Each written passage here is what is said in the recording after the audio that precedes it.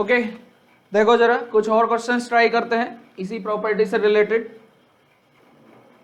इस क्वेश्चन को देखो, इसमें बोला है x बिलोंग्स टू 3π/2 से 2π, then the value of this expression is. हमें इस एक्सप्रेशन की वैल्यू बतानी है। तो आप जानते हैं अगर x 3π/2 से 2π के बीच में हो, ठीक है, x क्या हो 3π/2 से 2π के बीच में हो, तो cos इनवर्स cos x क्या होता है, ये हमने सीखा हुआ है प्रॉपर्टी 4th में, और शॉर्टकट भी सीखा है। ठीक, तो आप इसको किसी भी अकॉर्डिंग सॉल्व कर सकते हैं। और शॉर्टकट हमने सीखा था cos इनवर्स cos x होगा even पाई माइनस x या फिर x माइनस even पाई। मतलब सबसे पहले हम चेक करेंगे कि x कौन से इवन पाई के पास में है, मतलब 2π 0π 4π किसके पास में है। तो यहाँ दिख रहा है क्लियरली कि ये जो x की सभी वैल्यूज है वो किसके पास में होंगी, 2π के पास में। तो अब आप बताओ यहाँ पे 2π आ जाएगा, बट 2π माइनस एक्स लिखे या x माइनस 2π लिखे, तो पॉजिटिव आंसर आना चाहिए इसका। तो इसीलिए हम यहाँ पे क्या लिखेंगे 2π माइनस एक्स, क्योंकि x क्या होगा 2π से छोटा, तो ये वैल्यू क्या हो जाएगी पॉजिटिव। नेक्स्ट बताओ साइन इनवर्स साइन x क्या होगा, तो उसका भी हमने शॉर्टकट पढ़ा हुआ है, अगर आपको याद हो। साइन इनवर्स साइन x का शॉर्टकट या शॉर्ट ट्रिक बोल सकते हैं, ये होता है ऑड पाई माइनस एक्स या x माइनस इवन पाई। तो अब आप बताओ ये जो x है वो किसके पास में है, पाई के पास में है या 2π के पास में है। तो पाई और 2π में कंपेयर करें तो 2π के पास में है। अब 2π के पास में तो 2π कैसा है, इवन है, तो x में से इवन पाई माइनस करना होता है, तो ये हो जाएगा x माइनस 2π। क्लियर, तो ये दोनों इस तरीके से बनेंगे। और अब हम यहाँ पे वैल्यू पुट कर देते हैं, तो देखो जरा इनका सम क्या हो जाएगा, इनका सम हो जाएगा 0। तो यहां बना साइन इनवर्स कॉस 0, ठीक है, ब्रैकेट के अंदर जो लिखा हुआ है वो क्या बन गया 0। कॉस 0 क्या होता है 1, कॉस 0 क्या होता है 1, और साइन इनवर्स 1 क्या होता है π/2। ठीक, तो इस एक्सप्रेशन का आंसर होगा π/2। ओके, नेक्स्ट क्वेश्चन देखो, इसमें बोला है solve inequality sine inverse sine 5 greater than x² minus 4x। मतलब यहां से सॉल्व करके हमें x बताना है, और इनइक्वालिटीज आप लोगों ने सीखी होंगी। ठीक, तो देखो जरा साइन इनवर्स साइन 5 क्या होगा, तो हम चेक करेंगे कि जो 5 है वो पाई के पास में है, 2π के पास में है या 3π के पास में है, किस पाई के पास में है ये हमें चेक करना है। तो हम जानते हैं 5 जो है वो किसके पास में होगा, पाई के या 2π, देखो जरा किसके पास में होगा। तो किसके पास में ये कैसे पता करते हैं, डिफरेंस चेक कर लो, इसके साथ डिफरेंस निकाल लोगे तो आ जाएगा 1.86, और इसके साथ डिफरेंस निकालोगे तो आएगा 1.28। तो किसके पास में हुआ 2π के पास में। अब इसका शॉर्टकट आप जानते हैं x माइनस 2π, क्योंकि इवन पाई आ रहा है। ठीक है, और यहां से हो गया greater than x² minus 4x। तो अब हम इसको लिख सकते हैं x² minus 4x plus 2π minus 5 less than 0।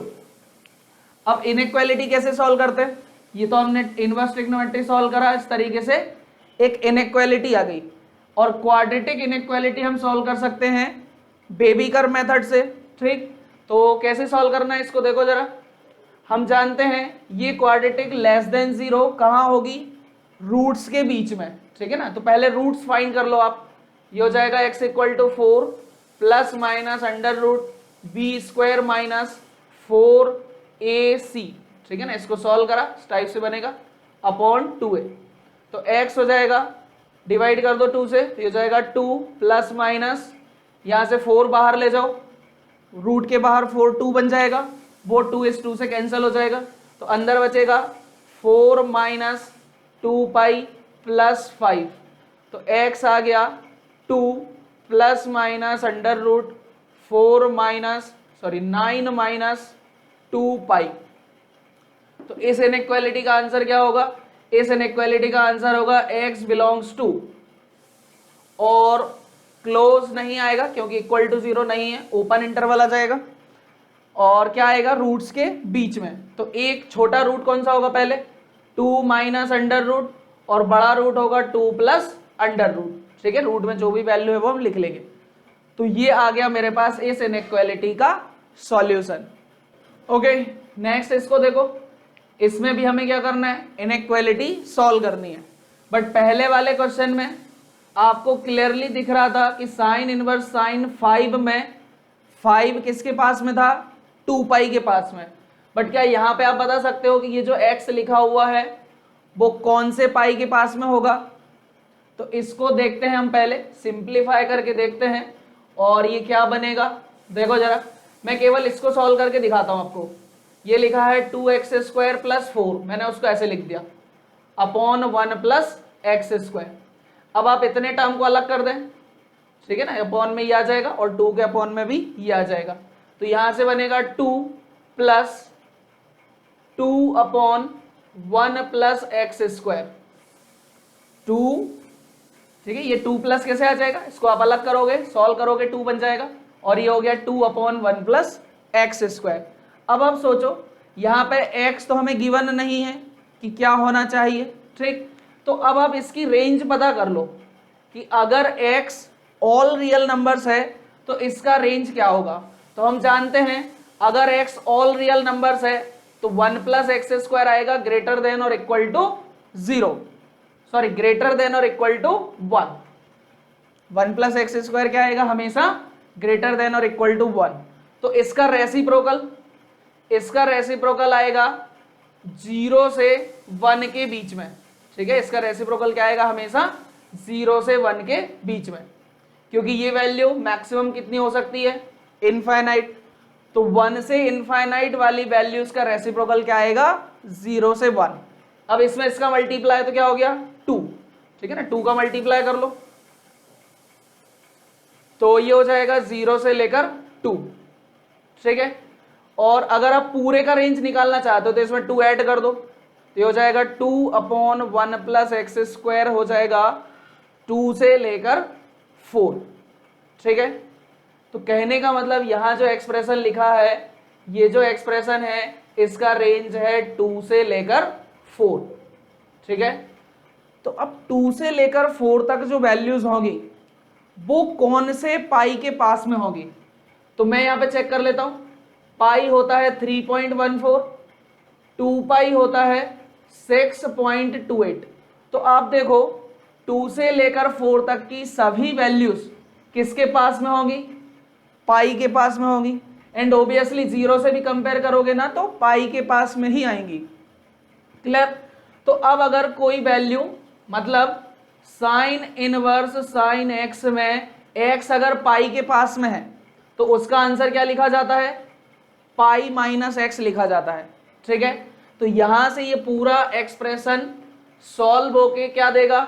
ये आएगा पाई माइनस, और ये x की जगह जो टर्म लिखा है तो आ जाएगा 2x² plus 4 upon 1 plus x² less than pi minus 3।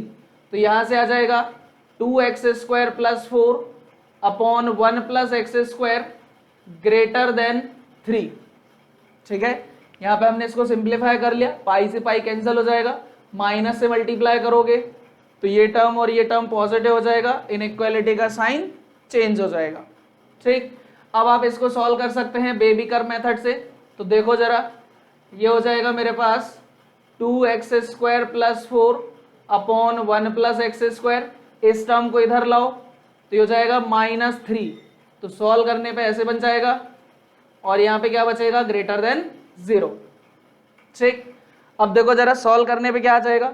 2x² minus 3x² minus x² और 4 माइनस 3 1, और डिवाइड में क्या हो गया? 1 प्लस x² ग्रेटर देन 0। तो ये हो जाएगा x² minus 1 upon x² plus 1 less than 0, क्या करा, दोनों साइड माइनस से मल्टीप्लाई। अब आप सोचो, इसको सॉल्व करना आपको आता है, और ये जो एक्स स्क्वायर प्लस 1 है ये तो हमेशा पॉजिटिव होगा, तो हम बोल सकते हैं हमने इससे मल्टीप्लाई कर दिया, क्रॉस मल्टीप्लाई, तो क्या मिलेगा, केवल और केवल x square minus 1 less than 0।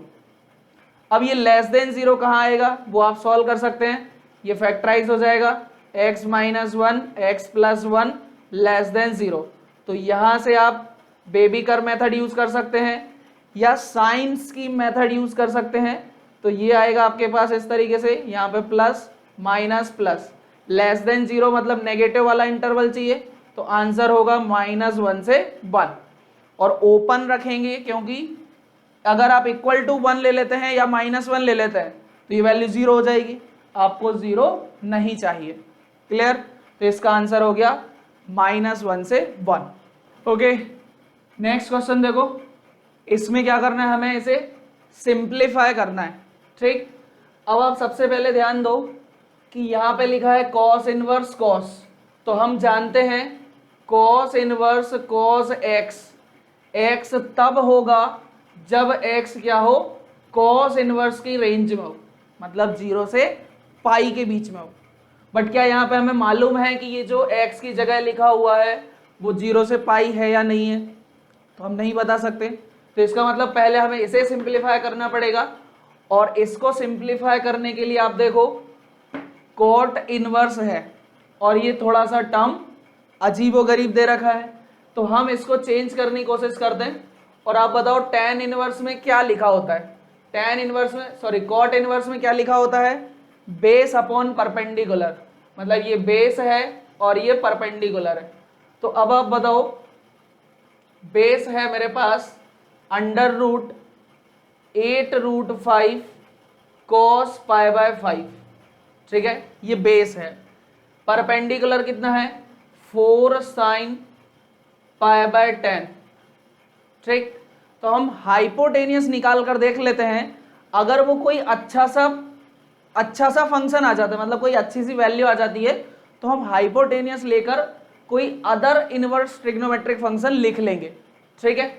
तो देखो जरा ये क्या आएगा, तो ये आएगा √ परपेंडिकुलर का स्क्वायर मतलब 16 sin स्क्वायर π/10 प्लस बेस का स्क्वायर, तो यह आ जाएगा 8√5 cos π/5, 8√5 cos π/5, ठीक है। अब आप मुझे बताओ, आप फॉर्मूला जानते हैं 2 sin स्क्वायर थीटा क्या होता है, 2 sin स्क्वायर थीटा क्या होता है, तो ये होता है 1 - cos 2 थीटा, क्या होता है ये 1 - cos 2 थीटा। तो देखो जरा मैं इसको सिंप्लीफाई करता हूं, यहां से 2 sin स्क्वायर थीटा अलग कर लो तो क्या आ जाएगा 8, और 2 sin स्क्वायर थीटा की जगह लिख लेंगे 1 - cos 2 थीटा, तो इस थीटा का डबल ये हो जाएगा π/5। क्लियर, और अगला टर्म लिखा हुआ है आपके पास 8√5 cos π/5, ठीक, ये लिखा है। अब इसको और सिंप्लीफाई करके देख लेते हैं, तो आ जाएगा 8 - 8 cos π/5 और यहां से cos π/5। तो आप एक काम करो, उसमें से 8 और cos π/5 कॉमन ले लो, क्या करो 8 और cos π/5 कॉमन ले लो, तो यहां से cos π/5 चला गया, तो क्या बचेगा -1, और यहां से क्या बचेगा केवल √5, तो यहां पे बच गया √5 - 1। और अब आप मुझे बताओ cos π/5 की वैल्यू जानते हैं आप, cos π/5 मतलब cos 36 डिग्री, इसकी वैल्यू होती है √5 + 1/4, ठीक है, इसकी वैल्यू क्या होती है √5 + 1/4। तो यहां से देखो 8 प्लस ये cos π/5 है, तो इसका 8 गुना क्या होगा, तो यह आ जाएगा √5 + 1 और 4 से इसको कैंसिल करेंगे तो 2 भी आ जाएगा, तो ये इतना बन गया। और यहाँ पे क्या लिखा है -1। अब आप इसको दिख रहा होगा, ये तो a + b a - b बन गया। तो ये हो जाएगा √5 + 1, √5 - 1 होगा 5 - 1 मतलब 4, 4 2 जा 8, तो ये आएगा 8 + 8 मतलब 16, जिसका स्क्वायर रूट होगा 4। तो कहने का मतलब हाइपोटेनियस कितना, 4। तो अब आप देख सकते हो इसको हाइपोटेनियस के टर्म्स में लिखना आसान है, तो मैंने इसको सिंप्लीफाई करके लिखा cos inverse cos 12 sin inverse, ठीक है, मतलब मैं cot इनवर्स को किस में कन्वर्ट कर लेता हूं, sin इनवर्स में। तो उसके अंदर मुझे लिखना पड़ेगा परपेंडिकुलर, मतलब 4 sin π/10 अपॉन हाइपोटेनियस मतलब 4, ठीक। ये 4 से 4 कैंसिल, तो अब आप बताओ क्या बन जाएगा ये, है ना, इसको हटा देता हूं। यहां से मिला cos inverse cos 12 sin inverse sin theta, theta होगा, अगर थीटा क्या हो, sin इनवर्स की रेंज में हो, तो ये दिख रहा है sin इनवर्स की रेंज में होगा -π/2 से π/2 के बीच में, तो ये और ये पूरा सॉल्व होके क्या दे देगा, π/10, ठीक। तो और आगे सॉल्व करा, ये हो गया cos इनवर्स cos, इसको सिंप्लीफाई कर लो और ये 2 से कैंसिल हो जाएगा, तो क्या बन जाएगा 5π/6, सॉरी उल्टा 6π/5, cos इनवर्स cos 6π/5। अब आप इसको सॉल्व करना जानते हैं, ये रेंज के बाहर चला गया, तो इसका आंसर क्या आएगा, या तो 2π - x आएगा या x - 2π आएगा, तो इसका आंसर बनेगा 2π - x, और x कितना 6π/5। अब आप इसको सिंप्लीफाई कर लें, तो 10 - 6 कितना हो जाएगा 4π/5, तो इट्स आंसर इज 4π/5, ठीक। ओके, एक और क्वेश्चन देखो, इसमें हमें इसकी वैल्यू एवेल्युएट करना है, और यहां पे लिखा है cos 1/2 cos इनवर्स 1/8। अब आप यहां देखो, क्या इसमें ये वाली चीज अप्लाई होगी, cos इनवर्स cos थीटा वाली, तो नहीं, क्योंकि इसमें इनवर्स फंक्शन बाहर होता है और ट्रिग्नोमेट्रिक फंक्शन अंदर होता है, यहां उल्टा हो गया। तो इसको सॉल्व करने का एक बहुत ही आसान तरीका है, ठीक है। क्या तरीका है, आप जानते हैं इनवर्स ट्रिग्नोमेट्री क्या होते हैं, एंगल्स होते हैं, तो इसको आप क्या करो, एक एंगल अज्यूम कर लो थीटा, ठीक है, और अभी मैं मान के चलता हूं कि इसकी वैल्यू किसके इक्वल है, ई के इक्वल है, मान लिया, ठीक है। तो अब आप बताओ, अगर ये थीटा है, ठीक है, अगर ये थीटा है तो मैं इसको पहले अलग से लिख लेता हूं, 1/2 cos इनवर्स 1/8, तो यहां से क्या मिलेगा मुझे, cos इनवर्स 1/8 मिलेगा 2 थीटा, तो 1/8 क्या हो जाएगा cos 2 थीटा।